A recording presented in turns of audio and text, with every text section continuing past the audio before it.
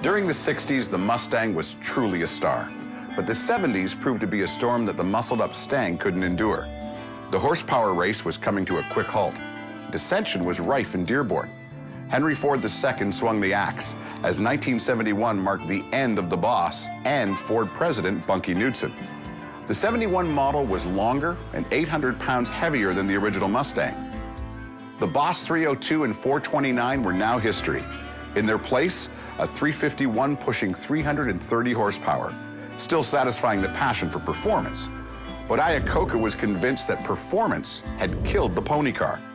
The 1971 Boss 351 was the last true muscle the Mustang would see for many years. Emission standards, even in 1967, required a full exhaust. That was and is the law. Where there's some wiggle room is sound, and few things sound better than a fine-tuned exhaust. I'm a Ford guy myself, so it's one of my favorite body styles. So it's kind of neat and exciting to work on something like that. Jamie isn't an installer, he's a designer, one of the best. So if he's excited, you know good things are going to happen. The headers that I designed were built specifically for Ford Mavericks.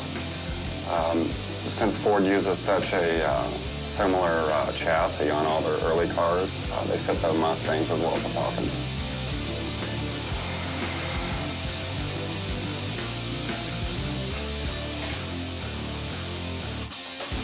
Starting from scratch on the exhaust, just have a bunch of straight pipes and U-bends, and just slowly just work your way back, building in a bunch of clearance. Essentially what we did is just install the Maverick headers and built the exhaust system around that with an X-pipe. I generally use an X-pipe to equalize sound, and it's also worth a couple horsepower. The sound I was going for was kind of a deeper tone. I think it'll fit the motor and give the car a nice growl. But I still like to do everything by hand. I just like to make sure, I like to feel that it's tight, and I don't want to ruin any hardware. You have to build tons of room around everything, for the clutch, for the brakes, the parking brake, stuff you don't see in the car. It's just a rolling chassis. So it's just trying to leave a bunch of clearance for everything and make it easy to work on. The separation between master and apprentice.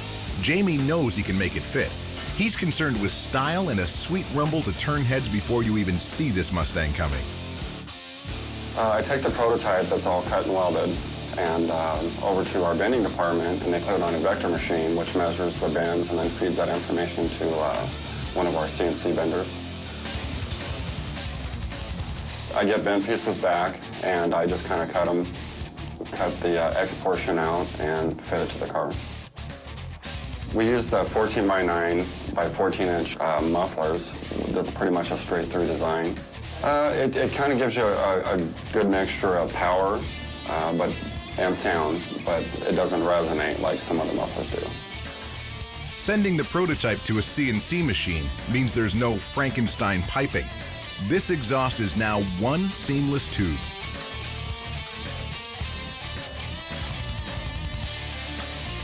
The tips I used are oval-shaped, and I found that they fit the rear valance the best.